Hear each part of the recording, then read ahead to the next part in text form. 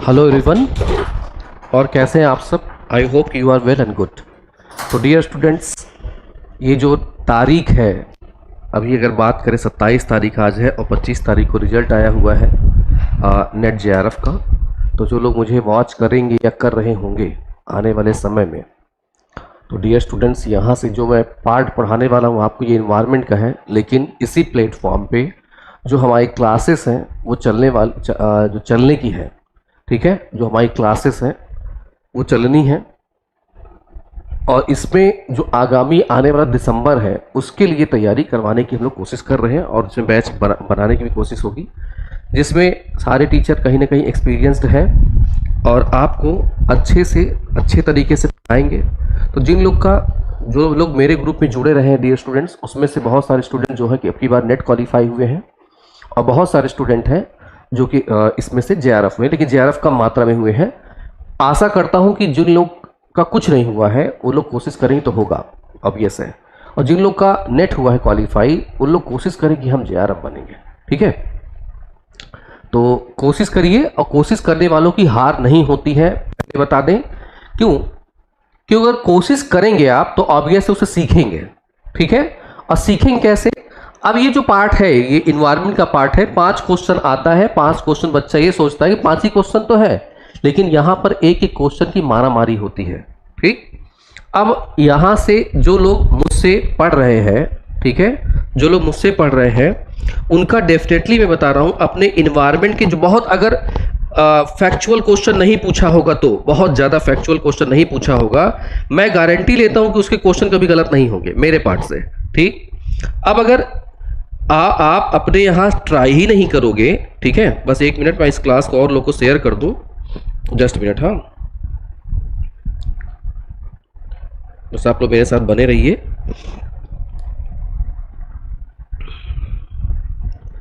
तो dear students, यहाँ पे आपको करना क्या है, जो प्रीवियस ईयर के क्लासेस, प्रीवियस ईयर के जो पेपर हैं, उन प्रीवियस ईयर के पेपर को आपको सॉल्व करना है, तो करना है, बस एकदम दिमाग में बैठा लीजिए आप लोग, ठीक। प्रीवियस ईयर के जो क्वेश्चन पेपर है उसको आपको करना है, ठीक। मेन हमारा क्या है, यहां से मैं समझा दूं आप सबको, देख लीजिए इसको, कि जो लोग सिलेक्ट हुए हैं उनसे आप अगर पूछोगे, जो हम लोग बताएंगे वो अलग नहीं बताए, क्योंकि बताए हैं, सीखा है उन्होंने। आपको करना क्या है, जो प्रीवियस ईयर के क्वेश्चन है, फिर मैं बोल रहा हूं यहां से, प्रीवियस ईयर के जो क्वेश्चंस हैं उसको बार बार जितनी बार कहिए उतनी बार लगा लीजिए, बार बार लगाइए, ठीक। अभी मेरे ही परिचय में, मेरे ग्रुप में एक गर्ल रही है, ठीक है, लड़की है, जो कि पिछली बार उसका क्या था, यहां से नेट क्वालिफाई हुआ था, ठीक।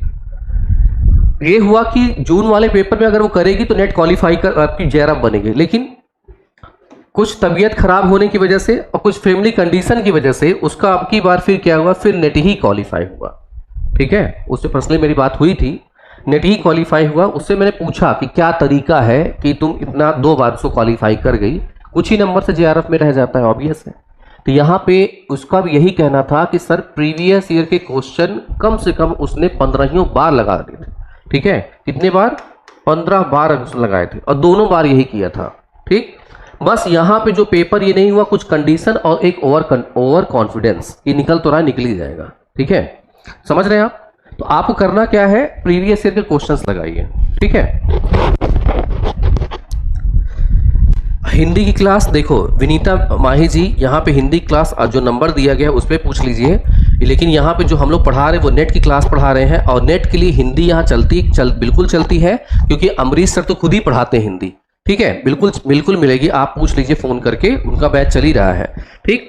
लेकिन मेरा रिक्वेस्ट आपसे यही है कि अगर इस क्लास को आप पढ़ें तो उसको कन्वर्ट करिए रिजल्ट में, ठीक है, क्योंकि यहाँ पे ऑनलाइन जितनी क्लासेस हम लोग दे रहे हैं एक क्वालिटी है उसकी, अगर आप देखेंगे, ठीक है। और यहाँ पे क्लास करते समय आप प्लीज अपना पेन पेपर लेके बैठे, और एक क्या करें, जिसको कहते हैं रनिंग नोट्स बनाना, एक होता है यहां से क्या होता है रनिंग नोट्स बनाना।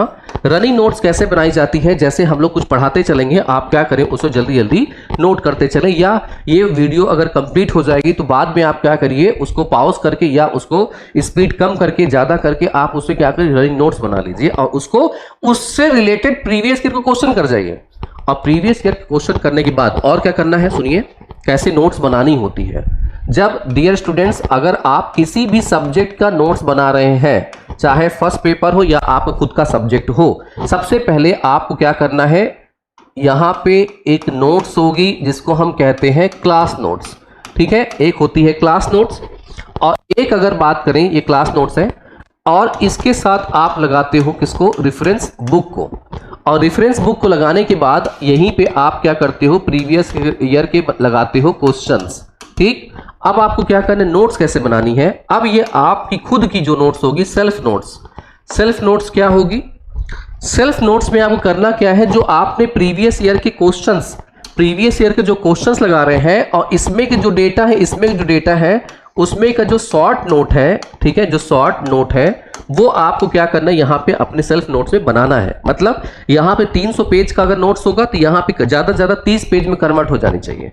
और जो प्रीवियस ईयर के क्वेश्चंस आप लगा के रखे हैं उन क्वेश्चंस को लिखिए, क्वेश्चन पूरा नहीं, क्वेश्चन और उसका सोल्यूशन लिख लिख के अपनी ये नोट्स कंप्लीट करनी है। और कम से कम प्रीवियस 2018 से लेकर अब तक के क्वेश्चन सॉल्व करके बना लीजिए और उसी को बार बार रिवाइज करिए, ठीक। और अगर आप पहले पेपर दे चुके हैं और डेटा इंटरप्रिटेशन को आपने अच्छे से पढ़ा है तो डेली क्या करिए, एक डेली एक क्या करिए DI लगाइए, डेली एक DI लगाइए, ठीक। और क्या करिए, जैसे दुकान पे जो बनिया होते हैं, जैसे जोड़ घटाना देखते हैं ना, जल्दी जल्दी जोड़ते हैं, वैसा कोशिश करिए।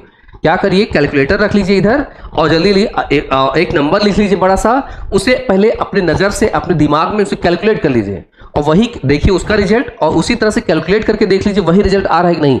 अगर आप ऐसे बार बार घर में प्रैक्टिस करेंगे तो कंप्यूटर स्क्रीन पे जब आप कैलकुलेट कर रहे होंगे गलत नहीं होगा वहां पे, ठीक है। ये करिए और इसी के साथ आप क्या करिए, कुछ रीजनिंग के क्वेश्चन भी लगाते चलिए जहां से आपका, आप खुद जानते होंगे आपका क्या प्रॉब्लम है। अगर ये करेंगे तो आपको ये एक्स्ट्रा एज देगा, एक्स्ट्रा क्वेश्चंस आप यहां से लगा पाओगे, तब आप JRF बन जाओगे, ठीक है। ये चीजें होती हैं और यही करी जाती है हर कंपटीशन में, ठीक। आइए अब चलता हूं, मैं आपको आज जो पार्ट पढ़ाने वाला हूं मोस्ट इंपॉर्टेंट है, जो कि एग्जाम में आना तय है इससे क्वेश्चन, ठीक। इससे एग्जाम में क्वेश्चन आना तय है। जो क्या हम पढ़ने वाले हैं यहां से देख सकते हैं आप, जो कि एक डिफिकल्ट पार्ट है। यहां से जो इन्वायरमेंटल प्रोटोकॉल्स है ये मैं आपको पढ़ाने वाला हूं, जो कि एक इंपॉर्टेंट पार्ट है प्रथम प्रश्न पत्र का, इन्वायरमेंट का पार्ट, ठीक। इन्वायरमेंट के पार्ट भी बहुत इंपॉर्टेंट है, कंफ्यूजिंग होता, लेकिन इसको इतने सरल तरीके से मैं पढ़ाऊंगा, इसके क्वेश्चन, इससे रिलेटेड क्वेश्चन गलत नहीं होंगे। और कम से कम एक पेपर में 2 क्वेश्चन आपको ऐसे मिलेंगे आज के, और ये 3 दिन की जो लेक्चर है लगातार मेरे साथ बने रहिएगा, 5 बजे से मेरी क्लास होगी, ठीक है, लगातार बने रहिएगा, इससे आपके क्वेश्चन गलत नहीं होंगे, ठीक है, याद रखिएगा, ठीक। तो ये जो मेरी क्लास है डियर स्टूडेंट्स, ये क्लास जो है 5 बजे से मेरी है, और जब तक मैं एक टॉपिक खत्म नहीं कर लूंगा, ये वाला चलेगा लगातार, तब तक ये क्लास बंद नहीं होनी, चाहे 3 क्लास चाहे 5 क्लास में जाए, ये क्लासेस आपकी बंद नहीं होगी, ठीक है। मेरी क्लास मेरी अगर एक टॉपिक खत्म होगी दूसरी क्लास चलेगी, जैसे इन्फी मैम की क्लास चल रही थी 5 बजे से, लेकिन उनकी तबीयत खराब है, गला वाला थोड़ा खराब है तो वो नहीं ले पा रही है, ठीक है। चलिए स्टार्ट करते हैं, बीच बीच में बताता रहूंगा, बस आपसे रिक्वेस्ट है कि इसको लाइक और शेयर कर दें और लोगों को, ताकि हमारी पहुंच और लोग तक पहुंच जाए, ठीक। चलिए आते हैं, अब एक वर्ड आया जिसको हम कहते हैं प्रोटोकॉल बोलते हैं, ठीक है। वर्ड आया क्या, प्रोटोकॉल। अब ध्यान से सुनिए और इस पे बिना पेन पेंसिल नोट्स के मत बैठिएगा, अदरवाइज सब भूल जाएंगे, पहले बता दूं मैं, क्योंकि मैं जो पढ़ाने वाला हूं मोस्ट इंपॉर्टेंट है, बिना पेन और नोट के नोट नहीं कर पाओगे तो सब चला जाएगा, ठीक है। आइए, यहां से जो एक फ्रेमवर्क होता है, टाइमलाइन जिसको कहते हैं, उसके थ्रू ही मैं आपको यहां पे आज समझाऊंगा कुछ चीजें, ठीक है। पहले भी पढ़ाया है, जो स्टूडेंट मुझसे जुड़े रहे हैं पहले भी, वो लोग मुझसे पढ़ के बैठे हैं। अब आप देखिए कैसे सीखेंगे यहां से प्रोटोकॉल्स का। उसके पहले मैं आपको जो बताऊंगा, यहां पे एक हेडिंग करनी है आपको, जब आप नोट कर रहे होंगे तो यहां पे हमें क्या करना है, टाइमलाइन देखना है। टाइमलाइन का मतलब क्या है, समय, या अगर पूरी अगर हम बात करें तो यहाँ पे जो पर्यावरण का पूरा निचोड़ है, ठीक है, पर्यावरण का जो सिलेबस है, निचोड़ है, वो मैं यहाँ पे बताने वाला हूँ टाइमलाइन इसका। ठीक, कहाँ से जाना है, जब इसके टाइम पे हम जाएंगे डियर स्टूडेंट्स, टाइम के लिए, तो आपको अब जो मैं सिखाऊंगा बहुत ध्यान समझना। ये डेट मैं आपको ले जा रहा हूं कहां पे, 1972 का डेट मोस्ट इंपॉर्टेंट है। ये 1972 के टाइम में आप जाओगे और 1972 का जो टाइम लाइन है, टाइम है, समय है, ये 1972। अब ये 1972, इसमें अगर हम देखें, इसको हम दो पार्ट में डिवाइड करेंगे। ऐसे ही पढ़ाता हूं मैं, इसको बाकायदा आप समझ लेना, अपने नोट से बना लेना, ठीक है, यहां समझिएगा। 1972 का टाइम होगा 1972। अब अगर हम देखें तो एक तरफ क्या होगा, इसमें हम किसकी बात करेंगे, वर्ल्ड की बात करेंगे, या अगर हम कह दें विश्व की बात करेंगे, और एक तरफ हम क्या करेंगे, इंडिया की बात कर रहे होंगे, भारत की बात कर रहे होंगे। ठीक, यहां पे दो पार्ट में डिवाइड करेंगे। अब इस वाले पार्ट में वर्ल्ड में ही हम क्या करेंगे, आगे बढ़ेंगे। अब वर्ल्ड में यहां से आगे चलेंगे, इंडिया वाला पार्ट भी अभी देखेंगे, लेकिन रुके रहे, अभी यहां पर पहले समझते हैं। जब यहीं से वर्ल्ड वाला पार्ट अगर हम बात करें, इसी 1972 को मैं यहां लिखने वाला हूं।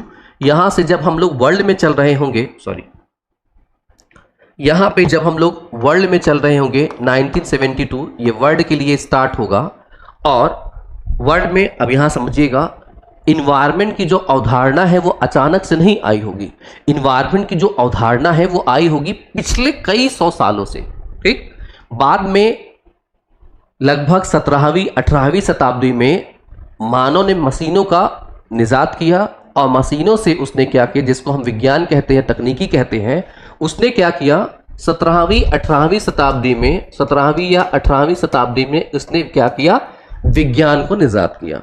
और ऐसा मानो, जैसे आप सब जानते होंगे, गुड इवनिंग एवरीवन, जितने लोग हैं अभी सब लोग जुड़े हो मेरे साथ, सब लोग को गुड इवनिंग। ठीक है, देखें, मानो ने क्या किया, निजात किया साइंस का या विज्ञान तकनीकी का। उसने कहा, पहले क्या होता था, अभी इस पे वापस आ जाएंगे हम फिर से, तो एक बार इसको समझ लेते ध्यान से। मानो ने क्या किया, अपने आप को पहले अगर देखिएगा, समझिएगा, मानव है एक तरफ, और एक तरफ क्या है, यहां पर पर्यावरण है। ठीक, मानव है, पर्यावरण, इसको नोट नहीं करना है, केवल समझना है। मानव है, पर्यावरण है, तो मानव ने अपने आप को कहा कि हम पर्यावरण के क्या हैं, दास हैं। क्यों दास है, क्योंकि ऐसे सोचिए ना, जो मानव आदिमानव था, चाहे वो जंगल में रहता हो, ठीक, या अगर उसने क्या किया हो, खेत खलिहान भी बनाया होगा, तो उसने जो पानी लेना है, वर्षा का पानी या नदी का पानी लेना है, इस पे डालता, सब कहाँ से मिलता है, प्रकृति से मिलेगा। और इसको फल फूल ये सब मिलेगा, प्रकृति से मिलेगा। उसके बाद जीव जंतु जो मार के खा रहा होगा, प्रकृति से मिलेगा। उसके बाद वो प्रकृति को पूजेगा। ठीक, इसीलिए अगर आप हिंदू धर्म में देखें, सनातन धर्म में देखें, तो पेड़, कुछ पेड़ हैं, जैसे बरगद हो गया, पीपल हो गया, नीम हो गया, इनकी पूजा की जाती है, तुलसी की पूजा की जाती है। ठीक, उसी तरह से जो जानवर है दूध देते रहे होंगे, उसमें गाय को आप देखें तो गाय को भी पूजा करने लगा आदमी। भूमि की बात करें, ये भी उत्पाद देती, भूमि को पूजा करने लगा। तो मानव ने क्या किया, अपने आप को बताया कि हम प्रकृति के, पर्यावरण के दास हैं। कब, ये मानव वही मानव है जब आदिमानव से निकल करके वो किसमें आ गया, सभ्यता को बनाई, जिसे हड़प्पा मोहनजोदड़ो सभ्यता सुना होगा आपने। और उसके बाद भी और जो वैदिक काल चला, उसके बाद जो अलग अलग सभ्यताएं हैं आगे बढ़ी। ये मैं भारत के हिसाब से बात कर रहा हूं। ठीक, आगे बढ़ते जाएं, ऐसे ही विश्व में हो रहा होगा। फिर मानव क्या किया, मानव ने क्या बना लिया, मानव ने लाया विज्ञान ले लिया, और इसके साथ क्या ला लिया, यहाँ पे तकनीकी ला लिया। विज्ञान और तकनीकी, जब विज्ञान और तकनीकी आती है, ठीक, तो विज्ञान का मतलब क्या है, यहाँ तकनीकी क्या मतलब है, विज्ञान और तकनीकी आती है डियर स्टूडेंट्स, तो इसमें हम क्या करते हैं, जो संसाधन होते हैं, संसाधन जिसको हम प्रकृति की बात करें, प्रकृति की जो संसाधन है, इसको हम और तेजी से यूटिलाइज कर सकते हैं। ठीक, मतलब इन संसाधनों का दोहन हम क्या कर सकते हैं, दोहन तेजी से कर सकते हैं। सही बात है कि नहीं? ठीक, दोहन तेजी से करेंगे, मतलब यहाँ पे अगर हमें पेड़ काटना हो तो एक कुल्हाड़ी लेकर के एक बंदा अगर पेड़ काटना शुरू करे, हो सकता है उसको दिन भर लग जाए। लेकिन जो मशीनें आजकल आती हैं, अगर आप उससे देखें तो आप पता चला 10 पेड़ एक दिन में निपटा दोगे। ठीक है, तो यहाँ पे संसाधनों को हम क्या कर सकते हैं, और जमीन को खुदाई करनी हो तो किसी बंदे को क्या करे, कुदाल दे दिया जाए तो वो खुदाई तो करेगा, लेकिन अगर उसी जेसीबी मशीन से खुदवा दिया जाए तो ज़्यादा जल्दी हो जाएगी। तो यहाँ पे विज्ञान और तकनीकी क्या करती है, जो संसाधन है उसका दोहन तेजी से कर सकती है। तो मानव ने अलग अलग क्षेत्र में तकनीकी को निजात कर लिया, और तकनीकी जब निजात कर लिया तो मानव ने सोचा कहीं ऐसा तो नहीं है हम मानव पर्यावरण के दास थे, लेकिन हम तकनीकी से इतना आगे चले जा रहे हैं कि यहाँ से पर्यावरण नहीं, पर्यावरण मानव की दास हो रही है। तो यहाँ पे मानव अपने आप को कहता है कि नहीं, मानव पर्यावरण से क्या है, श्रेष्ठ है। ये जो ये साइन लगा है यहाँ पे बड़े का लगा हुआ है, तो मानव सोच रहा है कि पर्यावरण से हम क्या है, श्रेष्ठ है। ठीक, और जैसे उसके अंदर ये श्रेष्ठता घुसेगी, दिमाग भी घुसेगा, वो और तेजी से इसका दोहन करना स्टार्ट करेगा। दोहन करेगा तो इसके परिणाम स्वरूप आप सोचिए क्या होगा, इसके परिणामतः क्या होगा, पर्यावरण क्षरण होगा। ठीक, अब यहां समझिए आगे, इसके आगे क्या हुआ। अब मानो जब यहां पहुंचा तो यहां पे देखा कि पर्यावरण क्षरण हो रहा है, और जब पर्यावरण क्षरण होगा मेरे भाई, तो पर्यावरण क्षरण में आप सब जानते हैं कि चाहे आंधी हो, चाहे आंधी हो, चाहे तूफान हो, चाहे चक्रवात हो, ठीक है, चाहे चक्रवात हो, इनकी गति आज के टाइम में इनकी गति तेज है कि नहीं है। मतलब पहले आंधी तूफान आते थे, धीमे आते थे, आजकल के आंधी तूफान ऐसे होते जिनकी गति बहुत ज़्यादा है। उसके अलावा आप ये देखते होंगे जलवायु परिवर्तन भी होता है, जलवायु परिवर्तन होता है। ठीक, जलवायु परिवर्तन में आप देख सकते हो कि इसकी वजह से कहीं सूखा पड़ रहा है, प्रयागराज में बारिश नहीं हो रही है, कहीं बाढ़ आ रहा है, देख सकते हो पूरी इंडिया बाढ़ से ग्रसित है, कहीं पे सूखा पड़ रहा है, कहीं बाढ़ आ रहा है, कहीं लैंडस्लाइडिंग हो रही, कहीं पहाड़ खिसक रहे हैं, ऐसी समस्या देख रहे हैं हम लोग। और उसके अलावा आप और समस्या देखते हो जिसको हम कहते हैं ग्लोबल वार्मिंग। ठीक है, ग्लोबल वार्मिंग जैसी समस्या आ रही है, ग्लोबल वार्मिंग जैसी समस्या, ये सब समस्याएं बनी है। तो ये सब क्या है, पर्यावरण के क्षरण की वजह से उसका परिणाम है। ठीक, अब इस परिणाम को देखते हुए जो मानव है वो कहता है कि नहीं, अब पर्यावरण को हमको साथ साथ लेकर चलना पड़ेगा। मतलब मानव अपने आप को अब क्या कह रहा है कि मानव और पर्यावरण क्या हो, साथ साथ चले। ठीक है, पर मानव और पर्यावरण साथ साथ चलें, इक्वल का साइन दे रहा है कि मतलब मानव अगर अपना विकास करेगा तो यहाँ पे पर्यावरण का भी हमें विकास करना ही पड़ेगा।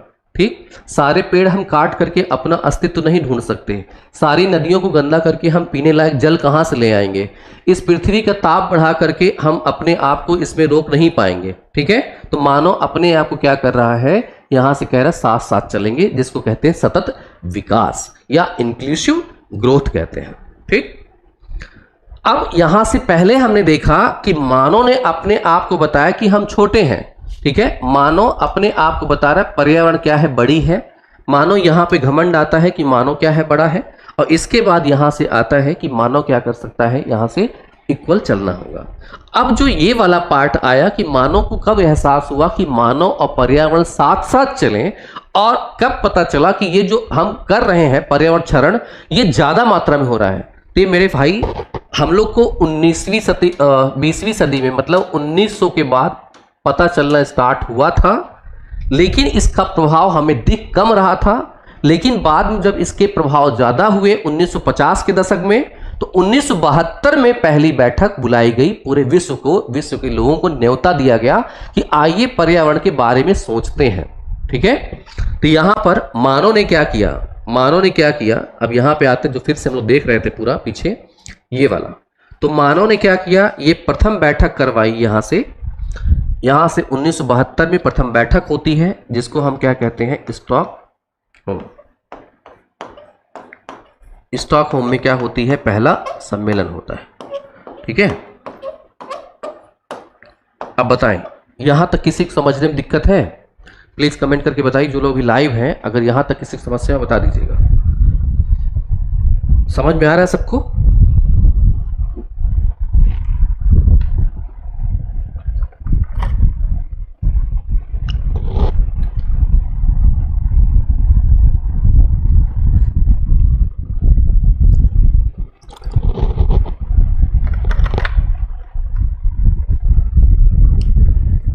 जो लोग इस लेक्चर को बाद में देख रहे होंगे या बाद में देखेंगे, वो भी अपने जो क्वेश्चन हो या कमेंट हो आप प्लीज़ कर दीजिएगा और लाइक ज़रूर कर दीजिएगा, ताकि पता चलता है कि हाँ कितने लोग वॉच किया कितने लोग नहीं किया है। ठीक है, आइए अब आगे बढ़ते हैं हम लोग यहाँ से। 1972 ये कब होता है? स्टॉकहोम में सम्मेलन होता है।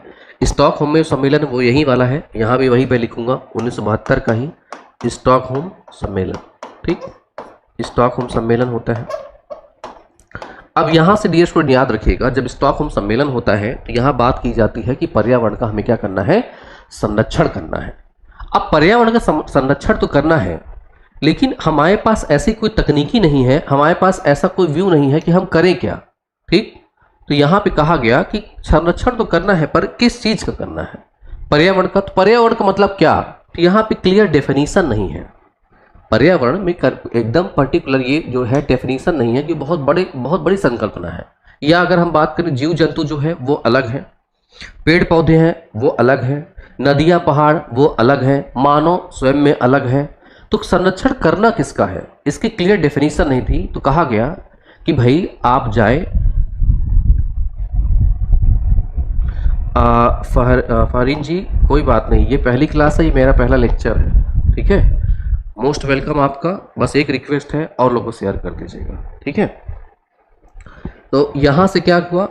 अब यहाँ से जो पर्यावरण है, तो इन्होंने कहा 1972 में जितने देश वाले जुड़े थे साइंस इसमें, कहा कि आप लोग जाएं अपने अपने स्तर पर खोजबीन करिए, पर्यावरण की डेफिनेशन और लाइए, पर्यावरण को हम ढंग से समझते हैं है क्या, और फिर से हम मिलेंगे कब? 20 साल बाद मिलेंगे। तो यहाँ पे लिखते हैं कब? 20 साल बाद मिलेंगे, 20 साल बाद मिलेंगे। अब 20 साल बाद 1972 में ऐड करो, कितना आएगा? 1992। अभी 1992 वाला डेट हमें याद होना चाहिए। ठीक है, ये हमें याद होना चाहिए एकदम। अब यहाँ ध्यान सुनिएगा, अब ध्यान सुनिएगा। हाँ देखो फारिन जी, अभी ये डेली क्लास है मेरी, लेकिन हम क्या अपने यहाँ पे जो क्लास चला रहे अभी, हर एक टीचर को अभी हमने दिया है कि एक टॉपिक लो, पहले वो खत्म कर लो, दूसरा टॉपिक लो, खत्म कर लो। ठीक है, इस तरह टॉपिक वाला खत्म हो जाएगा। फिर एक बैच हमारे यहाँ अनाउंसमेंट होगा, उसमें फिर क्या होगा? एडमिशन्स होंगे। कुछ ऑब्वियस है, कोई फ्री में तो काम नहीं कर रहा हो, कुछ पैसे चार्जेस होंगे। अगर लगता है कि आप लोग इस लेक्चर फ्री वाले लेक्चर से कंप्लीट कर सकते तो कर लीजिए। अगर लगता है कि नहीं हमें और ज़्यादा स्ट्रॉन्ग लेवल का चाहिए तो आप बिल्कुल एडमिशन ले सकते हैं, लेकिन वो अनाउंसमेंट होगा बाद में, जिसमें टेस्ट सीरीज हो गया, नोट्स हो गया, वो बिल्कुल फ्री ऑफ कॉस्ट होगी। ठीक है, लगभग 30-20 टेस्ट होगा। ठीक है, वो सब फ्री ऑफ कॉस्ट होगी। चले आगे आते हैं, हम लोग यहाँ से बात करते हैं। अब यहाँ से देखा जाए तो 1992 में, अब 1992 में एक बैठक होना है। यहाँ पे अभी मैं वापस आऊँगा, लेकिन उसके पहले फिर वापस आता हूँ यहाँ पे, कब? 1972। अब 1972 में जब वापस आऊँगा, थोड़ा सा और ध्यान दीजिएगा, यहीं पे मैं आपसे बात करूँ भारत देश के लिए, यहीं पे बात करूँ भारत देश के लिए। अगर आप जानते हैं तो अच्छी बात है, अगर नहीं जानते जान लीजिए। जब हम बात करते हैं 1972 के टाइम पे, तो यहाँ पे हमारे यहाँ एक सरकार हमारी खुद की थी। क्या थी? एक हमारी सरकार थी, सरकार जिसको हम कहते हैं कांग्रेस पार्टी। और कांग्रेस पार्टी में सरकार मतलब पीएम कौन थी? इंदिरा गांधी जी। अब इंदिरा गांधी जी की बात करें अगर हम लोग, तो इंदिरा गांधी भी क्या की थी? इस 1972 वाले में यहाँ पर पार्टिसिपेट की थी, यहाँ पे भाग ली थी। ठीक है, भाग ली थी। ठीक, तो ये चीज़ केवल याद रखना है। यहाँ पे भारत भी इसमें भाग लिया था 1972 वाले में, अलग अलग देशों ने भी लिया था। ठीक है, तो ये एक मोड है, यहाँ तक ये आपको याद आना चाहिए। ठीक है, याद रहना चाहिए। ठीक, सबको भाई मोस्ट वेलकम। आगे बढ़ते हैं। अब यहाँ सर, अब इस वाले को ही मैं आपको आगे बढ़ा रहा हूँ। ठीक है, अब सुनिए क्या करना है आगे। अब जब हम आगे बढ़े यहाँ से, तो हमने देखा कि 1972 और ये रहा स्टॉकहोम। क्या रहा? स्टॉकहोम सम्मेलन रहा, स्टॉकहोम सम्मेलन। ठीक, स्टॉकहोम सम्मेलन, और इसके बाद ही यहाँ से हम बढ़ रहे हैं 1992, जिसको हमने कह दिया 20 साल बाद मिलेंगे। कब? 20 ईयर लेटर यहाँ से मिलना है। लेकिन जैसे 1972, अब जैसे कोई ये जो संस्था है जो बना रही है, यहाँ पे बुला रही सबको, ये बुला रही है यूएन, जिसको हम बोलते हैं संयुक्त राष्ट्र। संयुक्त राष्ट्र ने क्या किया था? सभी को न्योता दिया कि भाई आप लोग आए और यहाँ पर पार्टिसिपेट करें। लेकिन संयुक्त राष्ट्र और भी प्रोग्राम चलाता है, गरीबों के लिए चलाता है, अलग अलग देशों के लिए चलाता है, महिलाओं के लिए, बच्चों के लिए अलग अलग प्रोग्राम चलाता है। अब कहता है कि इन्वायरमेंट वाला भी अगर हम संभालें सब कुछ मिक्सअप हो जाएगा, ये एक अलग समस्या है। तो यहाँ पे एक संस्था बनाई जाएगी, ठीक। 1972 में ही एक संस्था बनाई जाएगी। आई होप कि आपको ये विजिबल हो रहा होगा। तो यहाँ पे एक 1972 के अराउंड में ही यहाँ पे एक संस्था UNEP बनाई जाती है, यूनाइटेड नेशन इन्वायरमेंटल प्रोग्राम बनाया जाता है। क्या है? यूनाइटेड नेशन इन्वायरमेंटल, ये सब मैं बाद में इसको फुल फॉर्म लिख दूंगा, ठीक है। ये क्या है लिख देता हूँ यहीं पे, यूनाइटेड नेशन इन्वायरमेंटल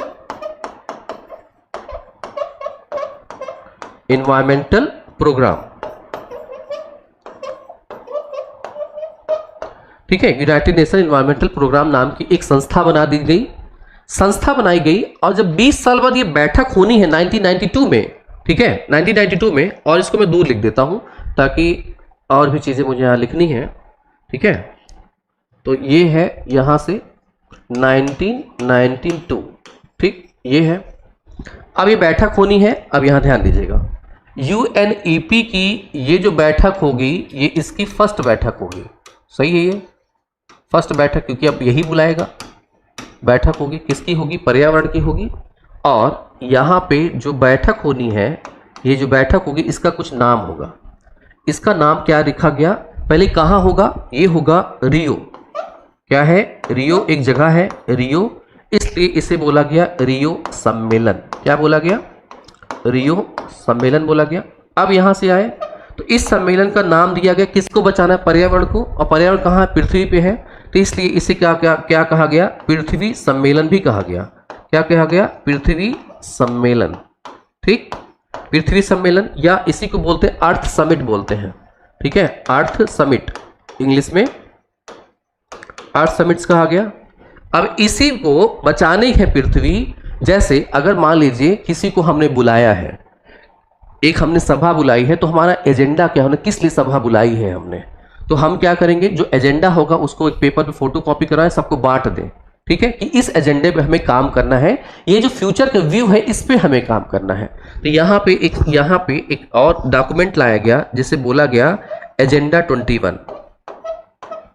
एजेंडा 21, ये 21 है डियर स्टूडेंट्स, याद रखिएगा। ये क्या चल रहा है? 1972, 1920, 92, ये 20वीं शताब्दी है। सन 2000 के बाद क्या आ जाता? 21वीं शताब्दी। तो ये बात कर रहा है कि आने वाली 21वीं शताब्दी में हमारा एजेंडा क्या होना चाहिए, ठीक है। ये चीज समझ में आपको आई होगी। यहां तक बताइए किसी को कोई दिक्कत हो? हाँ, ये 5 बजे डेली चलेगी, ठीक है, बताएं किसी को कुछ दिक्कत है? यहां तक समझ में आया सबको? हाँ, ये डेली अपनी जो क्लास होगी डियर स्टूडेंट्स, ये 5 बजे डेली होनी है, ठीक है। अभी मेरी जो क्लास होगी ये 5 बजे डेली है, अलग अलग टीचर की भी क्लासेस आपको मिलती रहेगी, ठीक है। तो बाकी लोग बताइए, यहाँ तक समझ में आ गया होगा आप लोग को? यहाँ तक किसी कोई समस्या तो नहीं है ना?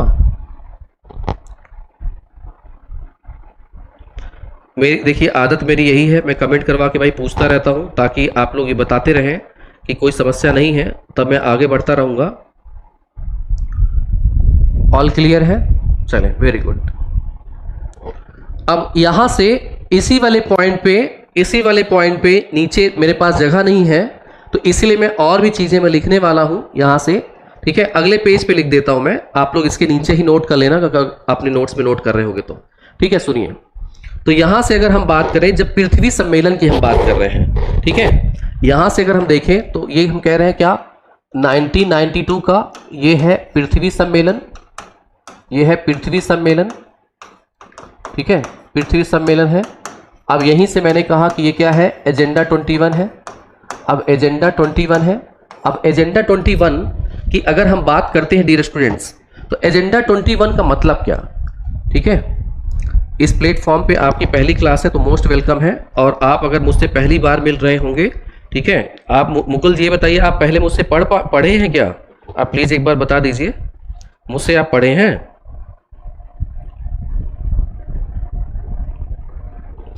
एक बार आप लोग कमेंट करके बता दीजिए कि पढ़ चुके हैं कि पहली बार पढ़ रहे हैं मुझसे आप।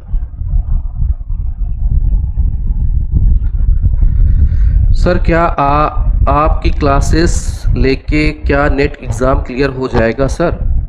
देखिए शिखा जी, ये जो हम लोग पढ़ा रहे हैं फर्स्ट पेपर के लिए है। अब आपको जो सब्जेक्ट है वो कैसा है, फर्स्ट पेपर की गारंटी लेता हूं, अगर आपने ईमानदारी से कर लिया और जो मैंने बताया है अगर वो कर लिया, पेपर रुकना पॉसिबल ही नहीं है।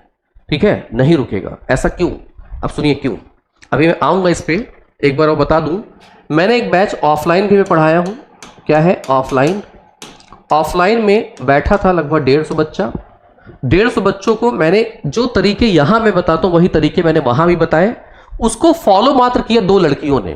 ये पिछले साल की बात बता रहा हूँ मैं। 2 लड़कियों ने मात्र फॉलो किया था और इनमें से सोचो 100 मतलब कहा जाए 48 लोग ने फॉलो ही नहीं किया। अपना दिमाग लगाइए, अच्छी बात है, पर फॉलो तो करिए।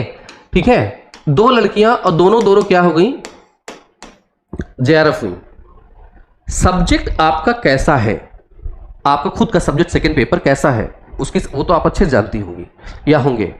और फर्स्ट पेपर गारंटी लेते हैं कि हम यहाँ पे इसको सुधार देंगे, आप बिल्कुल क्वालिफाई करेंगे। और दूसरा चीज होता है, पढ़ा तो दिया, प्रैक्टिस ही नहीं किया तो क्या कर सकते हैं फिर? बिल्कुल यहाँ पे हो सकता है। ठीक है,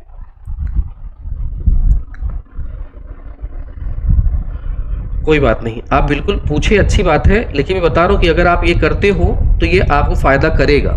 जैसे जैसे मैं बताता चाहूँ वैसे वैसे कर लीजिए।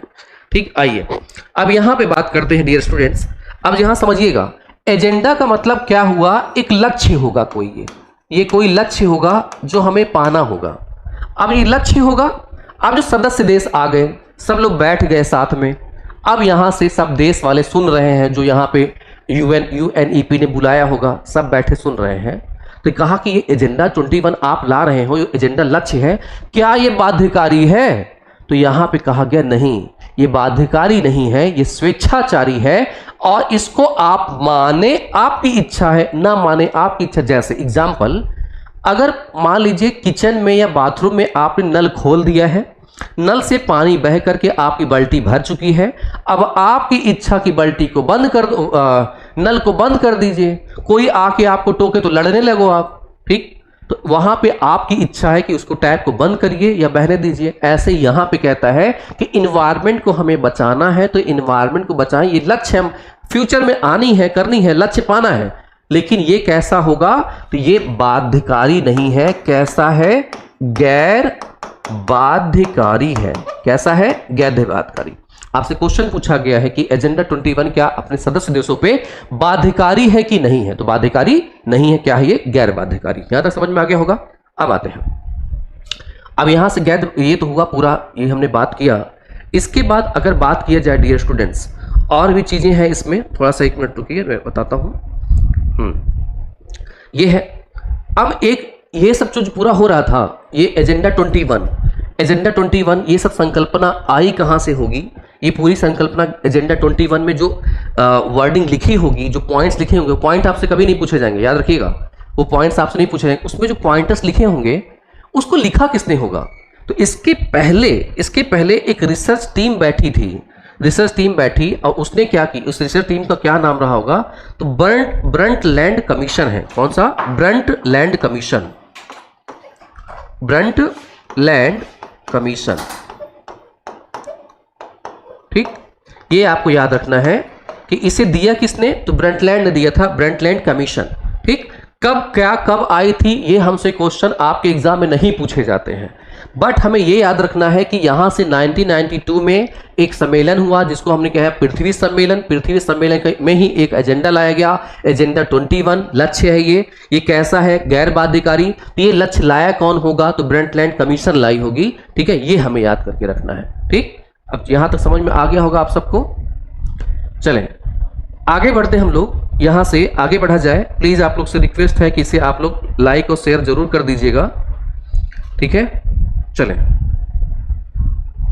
अब आते हैं कि यहां से हम लोग देखा, अब यहां आइए, फिर पीछे आते हैं हम लोग इस वाले पे। ठीक है, वही है, लेकिन यहां पे कुछ चीजें मैं लिख देता हूं ताकि आप लोग ध्यान रखिएगा। इसका एक आधिकारिक नाम है। किसका? क्या है इसका आधिकारिक? कुछ नाम है, नाम ऑफिशियल नेम दे देंगे हम लोग। अब ये क्या है भाई? संयुक्त राष्ट्र है। यहां पे लिखेंगे संयुक्त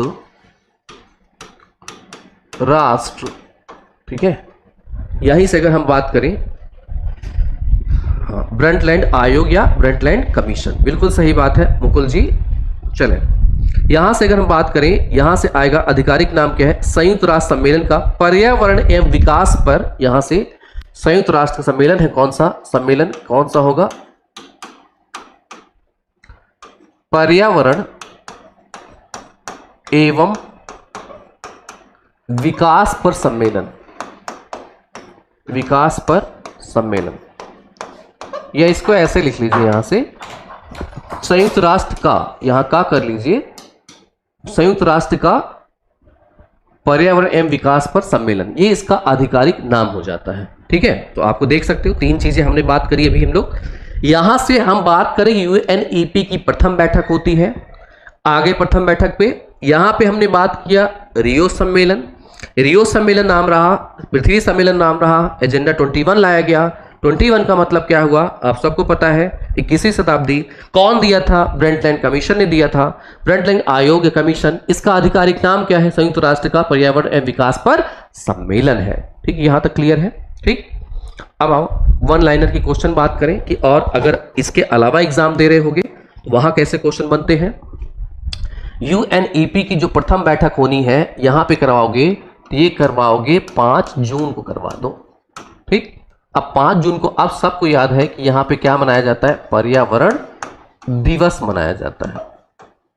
5 जून को पर्यावरण दिवस मनाया जाता है। यहां से यूएनईपी बना दीजिए, यूएनईपी को ला करके इसकी प्रथम बैठक करवा दीजिए और 5 जून को क्या करा दीजिए, यूएनईपी पर्यावरण दिवस करवा दीजिए 1992। ये सब चीजें आपको समझ में आ गई होगी। बताइए, यहां तक कोई दिक्कत है?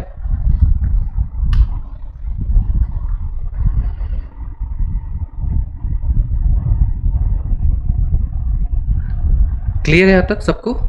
चलिए, अब कुछ चीजें और बताऊंगा, यहां समझिएगा। अब यहां जाइए, ये समझ में आ गया होगा। यहां पे आइए, थोड़ा सा ब्रंटलैंड कमीशन देख लेते हैं। ब्रंटलैंड कमीशन का उद्देश्य क्या था, ब्रंटलैंड कमीशन ने उद्देश्य क्या दिया, अपना थीम क्या दिया। ठीक है, ये सा कर लीजिएगा, उद्देश्य क्या दिया। इन्होंने कहा, ब्रंटलैंड कमीशन ने कहा कि हम पर्यावरण को तो बचाना चाहते हैं, तो उद्देश्य किस पे हम काम कर रहे हैं। ठीक है, किस पे काम कर रहे हैं, तो इन्होंने कहा जो हम काम कर रहे हैं सभी के साझा भविष्य की हम बात कर रहे हैं। किसकी बात कर रहे हैं, सभी देशों की, सभी जितने देश हैं सबकी साझा भविष्य की बात कर रहे हैं। तो आया आवर कॉमन फ्यूचर। क्या बोला इन्होंने, उद्देश्य क्या रखा, आवर कॉमन फ्यूचर। यहां से इन्होंने उद्देश्य दिया आवर, इंग्लिश में लिखिएगा आवर कॉमन फ्यूचर।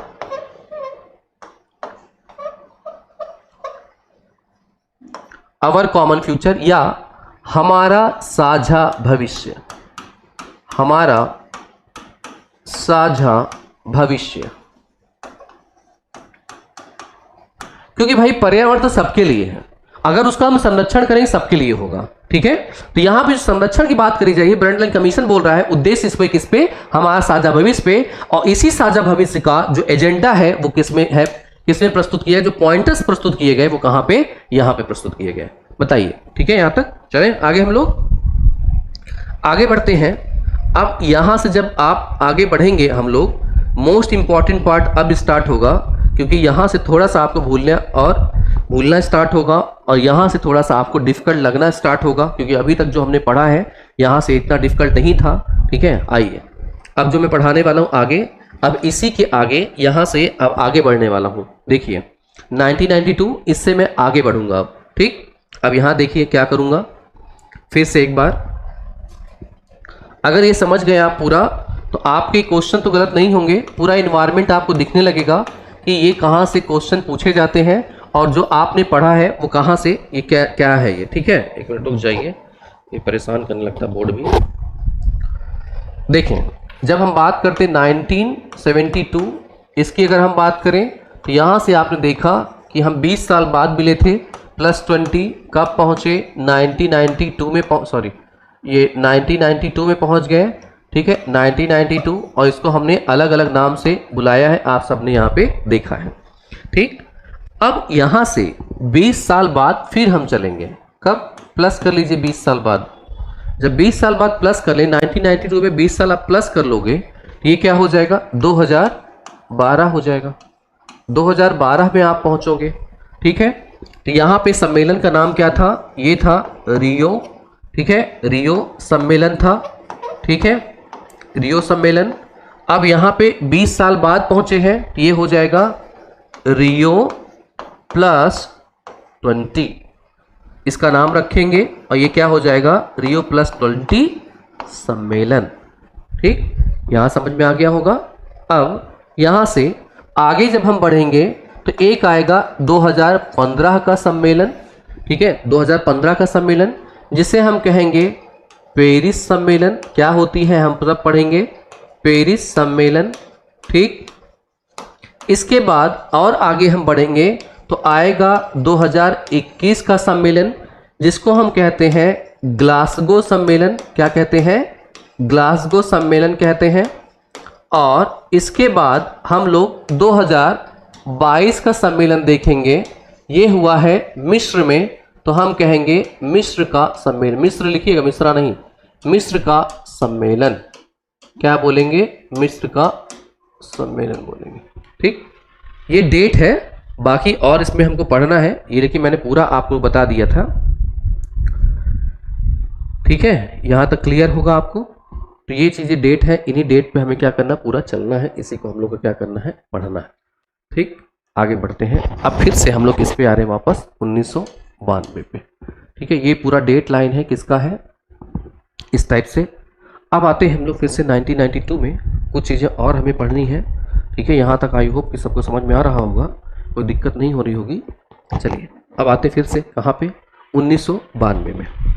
यहाँ से आते हैं 1992 में। अब 1992 में जब आपने देखा, जो नोट किया होगा आप लोगों ने, यहाँ पे इस तरह से हमें अब क्या करनी है, 1972 में सम्मेलन हुआ था। तो 1972 में जो सम्मेलन हुआ उसमें कहा गया कि आप अपने लेवल पर जा करके रिसर्च करके आइए, पूरे वर्ल्ड को कहा गया। 1992 में सब मिले। 1992 में मिलने के बाद कहा साइंटिस्ट ने, जो ज्योग्राफर साइंटिस्ट थे, उन्होंने कहा कि जो हम लोग पर्यावरण की समस्याएं देखते हैं, जो पर्यावरण को देखते हैं, वो पर्यावरण वैसी नहीं है जिस समस्या हमको दिख रही है, उससे भी गंभीर समस्या अवेलेबल है। तो कहा गया कि ऐसी कौन समस्या हो सकती है।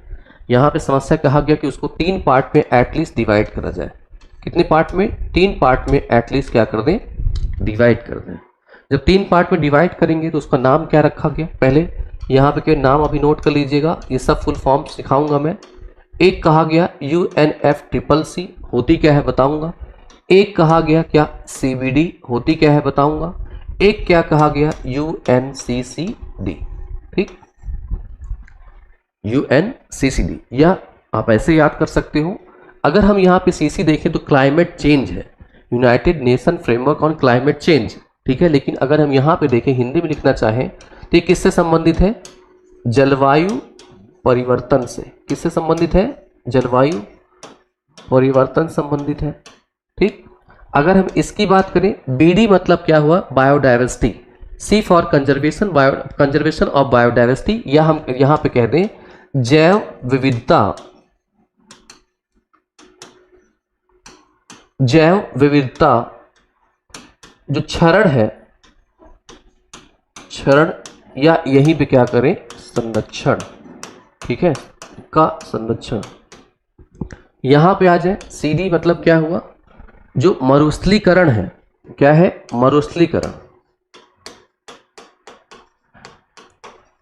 मरुस्थलीकरण, ठीक है। इसका हमें क्या करना है, निवारण करना है, कंजर्व करना है। ये तो मैंने अभी आपको ऐसे लिखा ताकि पहली क्लास से समझ में आए, क्योंकि इसका डिटेल जब हम करने लगेंगे तो वो अब क्लास क्या होगी, लंबी होगी, और यही सब चीजें हमें अपनी पूरी क्लास में जो आने वाला टाइम है उसमें खत्म करना है। यहाँ पे जब 1972 में ज्योग्राफर्स और साइंटिस्ट मिले तो यहाँ पे इन्होंने कहा कि जो इन्वायरमेंट है, जैसा दिखता है जो समस्या, उसका कैटेगराइजेशन हम नहीं कर पा रहे हैं, उसको बांट नहीं पा रहे कि एक्चुअली वो है क्या, ठीक। तो कहा गया कि अगर ये फिर कैसे कैटेगराइज करेंगे, बोले कि 20 साल बाद मिल करके आप इस पे विचार करके आए, सोचे, इस पे विचार किया उन्होंने, देखा कि कहा सही बात है कि पर्यावरण की जो समस्या है वो 3 पार्ट में मेनली डिवाइड करी जा सकती है। क्या कह रहे हैं कि जो जैव विविधता में आता है, पहली बात कि जलवायु जो है, जलवायु जो हमारी है वो परिवर्तित हो रही है। एक समस्या है जलवायु परिवर्तन, उसका जीता जागता एग्जाम्पल दिखता है ग्लोबल वार्मिंग का, पहला।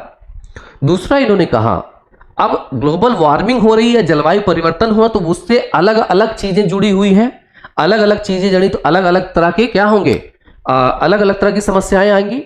फिर यहां पे कहा गया कि अगर भाई सीबीडी जैव विविधता की बात करें तो अब अगर हम पूरे पेड़ पौधों को देखें, जीव जंतु को देखें, तो जैव विविधता मतलब जो जीव जंतु हैं, पेड़ पौधे हैं, वो भी क्या हो रहे हैं, नष्ट हो रहे हैं, नाश हो रहे हैं। ठीक, तो हमारी जो जैव विविधता है वो क्षरण हो रही है, तो उनका भी हमें क्या करना है, संरक्षण करना है। यहां पे बात आई, दो चीजें हमने देखा, मोटी मोटी चीजें, बड़ी बड़ी चीजें। और इन्होंने कहा मरुस्थलीकरण का मतलब क्या हुआ कि जो जमीन है, जमीन उपजाऊ जमीन, वो किस में कन्वर्ट हो रही है, तो ये बंजर जमीन में क्या हो रही है, कन्वर्ट हो रही। क्यों कन्वर्ट हो रही है बंजर में, तो यहां कहा गया कि ये जमीन है, ग्लोबल वार्मिंग होगी मतलब सनलाइट क्या मिलेगी इसको, सनलाइट जो खेत है उनको ज़्यादा मिलेगा, इस पे जो नमी होगी इसमें जो होगी वो क्या बनेगी, वाष्पित कर जाएगी, वाष्प में बदल जाएगी। और ये वाष्प में अगर यहाँ से बली तो इसमें पानी की मात्रा कम होगी, तो यहाँ पे जो पेड़ पौधे होंगे वो सूख जाएंगे, सूखेंगे तो ये क्या हो जाएगी, बंजर जमीन बन जाएगी। और बंजर जमीन अगर पड़ी रहेगी तो किसमें कन्वर्ट हो जाएगी, मरुस्थल में कन्वर्ट होगी। मतलब मरुस्थल ऐसा स्थल जहां पर कोई पेड़ पौधा उगे ही ना। समझ में आ रहा है ये, ठीक है। तो यहां तक क्लियर होगा आप सबको। तो कहा कि यार मेनली हम क्या करें, तीन चीजों को, तीन क्षेत्र में अपने इन्वायरमेंट को हम डिवाइड कर सकते हैं, और इन्हीं का अगर हमने संरक्षण कर लिया तो सबका संरक्षण कर लेंगे। बताएं यहां तक किसी की समस्या है? टीचर्स एकेडमी के नाम से होगा, और अगर सर्च करना है तो आप सर्च कर सकते हो ई अड्डा विद सूर्यांक के नाम से, ई अड्डा विद सूर्यांक, ब्रैकेट में नेट जेआरएफ लिखा होगा, ठीक है। यहाँ पे आप ये कर सकते हो, EADDA, एक तो टीचर्स एकेडमी का ही है, विद सूर्यांक पे भी जा सकते हो, SURYANK सूर्यांक, और ब्रैकेट में आपको नेट जेआरएफ लिखा होगा, नेट जेआरएफ, उस पर भी आप जुड़ सकते हो, ठीक है। चले, यहां तक क्लियर है सबको? आप बताइए, आप सब यहां तक क्लियर है?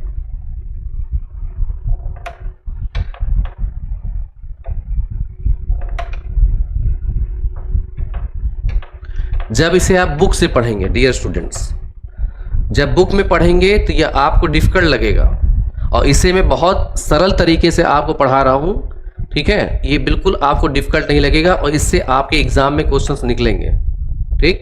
इससे आपके एग्जाम में क्वेश्चन निकलने तय है, आप इसे कर ले जाओगे। चलिए आगे बढ़े।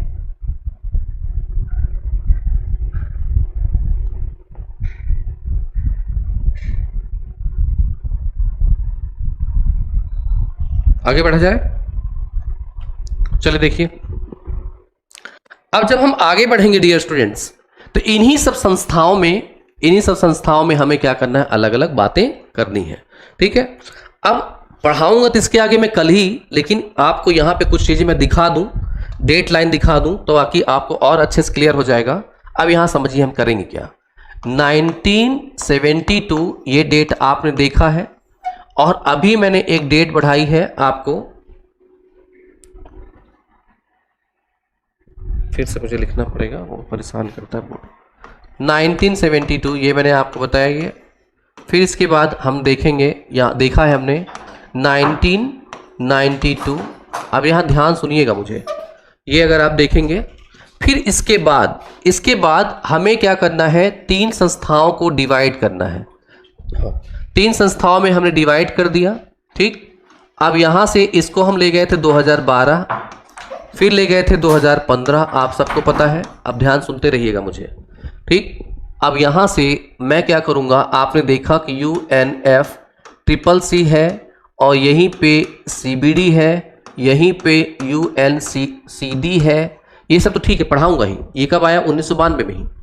1992 में से 2012 के बीच में कई प्रोटोकॉल आए हैं। प्रोटोकॉल, अब यहाँ पे जब हम लोग UNCCD को पढ़ रहे होंगे, इसकी हर साल बैठक होगी, तो इस हर साल जो बैठक होगी, तो सभी 1994 से चला, तो 1994 में चला 2023 तक अलग अलग बैठकें होंगी। वो बैठक हमारी इंपॉर्टेंट है, नाम उसका इंपॉर्टेंट है, तो उस प्रोटोकॉल के नाम आएगा। तो इन्हीं के बीच में इस प्रोटोकॉल, इसके कुछ यहाँ पे डेटा आएंगे। यहाँ पे अगर हम आएंगे तो एक डेट आएगी 1997 आएगा। यहाँ पे हम एक प्रोटोकॉल ले आएंगे, इसको हम कहेंगे क्या, क्योटो प्रोटोकॉल लाएंगे। क्या लाएंगे, क्योटो प्रोटोकॉल। ठीक, यहीं पे आएगा। इससे अलग मतलब ये नहीं, ये तो इसका किसका भाग है, UNFCCC का भाग है ये जो क्योटो प्रोटोकॉल है। ठीक है, किसका भाग है ये, UNFCCC। ये डेट मैं आपको दिखा रहा हूं ताकि याद हो जाए। फिर इसके बाद ये डेट मैं आपको याद करवा लूंगा जब पढ़ाता रहूंगा। अब 1997 और इधर 2012 के बीच में एक डेट और आएगी जिसको हम कहते हैं सन 2000। क्या कहते हैं, सन 2000। सन 2000 जो होगा वो यूनाइटेड नेशन की एक संस्था है, UNDP, United Nation Development Programme. ये गरीबों के लिए एक प्रोग्राम चलाती है, महिलाओं के लिए प्रोग्राम चलाती है, बच्चों के लिए प्रोग्राम चलाती है। तो यहां पे एक प्रोग्राम चलाएगी, इसका नाम क्या रखेगी, ये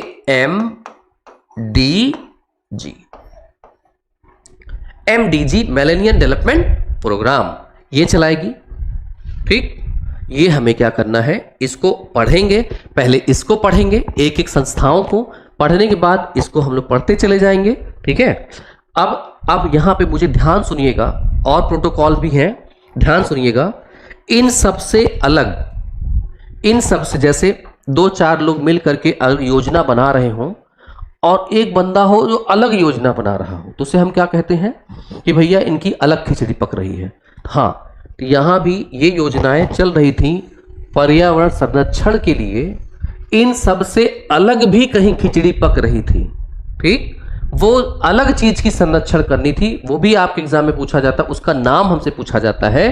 तो इनसे अलग मतलब यूएन का पार्ट नहीं था, वो अलग से विचार किया जा रहा था। ध्यान से सुनना, मुझे अलग से विचार किया जा रहा था, उसका भी एक प्रोटोकॉल नाम है जिसका नाम दिया गया मॉन्ट्रियल प्रोटोकॉल। यहां मिटा करके इधर ही लिख रहा हूं मैं, जगह फिर नहीं मिलेगा मुझे। इन सबसे अलग था, नाम मैं केवल लिख रहा हूं, आप लोग बाद में इसको नोट करना नाम इसका, लेकिन अभी लिख दे रहा हूं ताकि आपको याद रहेगा। इसका नाम रखा गया मॉन्ट्रियल प्रोटोकॉल। ठीक, मॉन्ट्रियल प्रोटोकॉल। अब भाई मॉन्ट्रियल प्रोटोकॉल, तो मॉन्ट्रियल प्रोटोकॉल जो था इनसे अलग था, इनसे अलग था। ठीक, यहां क्योटो प्रोटोकॉल चला, उधर मॉन्ट्रियल प्रोटोकॉल। ये सब आएंगे ग्लोबल वार्मिंग कम करने के लिए, जो ग्रीन हाउस गैस एमिशन होती है उसको कम करने के लिए। लेकिन ये बंदा जो है ना, मॉन्ट्रियल प्रोटोकॉल, ये मॉन्ट्रियल प्रोटोकॉल जो प्रोटोकॉल चल रहा है, ये आएगा ओजोन परत के संरक्षण के लिए आएगा। किसके लिए, ओजोन परत संरक्षण के लिए। ये हमें याद रखना, दिमाग में भर लेना है। ये क्या होगा, ओजोन परत संरक्षण। ये सब जो होंगे ग्रीन हाउस गैस के संरक्षण के, सब समझाऊंगा मैं बाद में। तो कुल मिलाकर ग्लोबल वार्मिंग क्या करेगा, ये कम करेगा। क्यों, क्योंकि ये क्या है, जलवायु परिवर्तन से ही संबंधित है। ठीक है, तो इससे से हम देखेंगे बाद में। यहां तक क्लियर है सबको, बता दीजिए। तो यही क्लास अगर यहाँ पे अगर आप सबको क्लियर हो तो इसको हम लोग वाइंड अप करें यहाँ से क्लास को, प्लीज बता दीजिए आप लोग। गुड इवनिंग भाई पार्वती जी, गुड इवनिंग। और बस एक रिक्वेस्ट है डियर स्टूडेंट्स, अगर आपको ये क्लास अच्छी लग रही है तो प्लीज कमेंट कर दीजिएगा कहाँ सही लग रही है। और एक बस रिक्वेस्ट और है कि आप लोग उससे शेयर कर दें और लोग को, ताकि फ्री में क्लास चल रही है तो जो क्लास हमारी है रीच और तक पहुंच सकेगी। बस इतना रिक्वेस्ट है आपसे, प्लीज बता दीजिए सबको, किसी की दिक्कत हो समझने में अभी तक जो मैंने पढ़ाया है। और जो लोग इस क्लास को बाद में देख रहे होंगे, आपको इस क्लास से बहुत फायदा मिलने वाला है।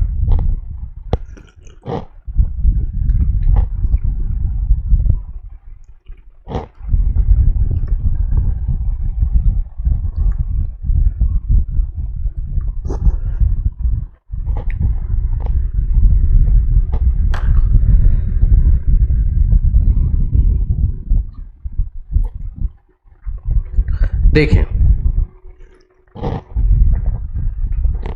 कल 5 बजे आप सब मुझे फिर मिलिए। कल 5 बजे आप सब मुझे फिर मिलिए। 5 बजे इसी के बाद मैं आपको जो पढ़ाना स्टार्ट करूंगा, ये वाला पार्ट मिस मत करिएगा। यहां से क्वेश्चन मैक्सिमम पूछे जा रहे हैं आपके एग्जाम में। ठीक है, ये अगर एक बार पढ़ लिया और डेट लाइन अगर ठीक से समझ लिया, आपका आधा सिलेबस यूजीसी नेट का खत्म हो जाएगा। मैं गारंटी ले रहा हूं, आधा सिलेबस खत्म होगा। और उसके बाद जैसे जैसे मैं बताऊं क्वेश्चन कर लीजिएगा, ठीक। मैं यहां करवाऊंगा, इसी प्लेटफॉर्म पे खड़े होकर मैं क्वेश्चन भी करवाऊंगा। आप देखना 2-3 दिन क्लास करने के बाद आप पूरे पेपर को अगर छान मारो तो उसमें से हर एक सेट से 2-2 क्वेश्चन कर पा रहे हो कि नहीं, आप खुद देखना, चेंजेस देखना, ठीक है। पढ़ने के लिए और पढ़ाने के लिए सब चीजें तोप नहीं है, बस क्या ढंग से अगर पढ़ी जाए और ढंग से पढ़ाई जाए तो एग्जाम भी क्या होता है, क्लियर होना आसान होता है। तो टीचर्स एकेडमी पे अपने अपने सब्जेक्ट में सारे टीचर धुरंधर हैं। आप एक बार आइए, देखिए, जुड़िए हमारे साथ, ठीक है। फिर देखिए कैसा एग्जाम क्वालिफाई नहीं होता। 5 बजे आप मुझसे मिलिए, 5 बजे टीचर्स एकेडमी पे जो नेट जेआरएफ का बैच है, अभी जो फ्री ऑफ कॉस्ट चल रहा है वो चल रहा है। तो एकदम टाइम आप याद कर लीजिए और याद रखिएगा सैटरडे को अपनी जो क्लास होगी लंबी चलती है। सैटरडे को 5 बजे स्टार्ट होती है। प्रत्येक सब्जेक्ट की जो फर्स्ट पेपर का है वो टीचर आपको कवर करने की कोशिश करता है। याद रखें 5 बजे से वो चलेगा और लगभग 9-10 बजे तक चला जाएगा, 9 बजे तक जाता है क्लास वो, ठीक है। चले तो बाकी हम लोग देखते हैं कल। बाकी यूनिट की टाइमिंग अभी नहीं स्टार्ट है। हमने क्या किया है यहाँ पे मैं आप लोग को बता दूं तो थोड़ा सा आप लोग क्लियर रहेगा। देखें, याद रखें कि हम यहाँ पे किया क्या जा रहा है, अभी क्लास जस्ट स्टार्ट हुई है। 5 PM से जो अलग अलग सब्जेक्ट के टीचर है उसमें से एक यूनिट, कोई अपना एक यूनिट वो लेते हैं, इसे क्या करते हैं वो कंप्लीट करते हैं, ठीक है। इसे ये पूरा करने की कोशिश करते हैं। एक यूनिट कोई लेकर के पहले कंप्लीट कर लिया, 3-4 दिन में खत्म हो जाता है। तो एक टीचर ने कर लिया, फिर दूसरा टीचर आया, जैसे इन्फी मैम आई, ठीक है। इन्फी मैम ने कंप्यूटर का अपना एक पार्ट खत्म करने की कोशिश की, लेकिन तबीयत खराब है नहीं आ पाई। फिर मैं आ गया, इन्वायरमेंट का पार्ट, यहां से मैं एक यूनिट खत्म करूंगा। फिर अदर टीचर भी खत्म होंगे, तो ताकि जो आपको डेमो लेना हो, बाकी जो क्लासेस देखनी हो आप देख लें। फिर ये तो क्लासेस हुई 5 बजे से 1 घंटे की है। इसके अलावा हमारे यहां सैटरडे को प्रत्येक शनिवार को 5 बजे से 5 PM से क्लास चलनी है। ये होगी लंबी क्लास चलती है, सारे टीचर्स जो है वो 1-1 घंटे क्लास लेते हैं, लंबी क्लास चलती है ये वाली, ठीक। तो इतनी इंफॉर्मेशन आपको पता है। तो 5 बजे क्लासेस अपनी है, ठीक है। रिसर्च पढ़ा रहे हैं यहाँ पे शिवम सर हैं, ठीक है, वो पढ़ा रहे हैं, बहुत अच्छे टीचर हैं, आप पढ़ के देखिएगा, ठीक। चलें तो मैं मिलता हूं फिर आपको कल। Okay, thank you, bye bye students. लेकिन मेहनत करिए, दिसंबर में एग्जाम है, आपके पास टाइम बिल्कुल भी नहीं है, ठीक। Okay, thank you, bye.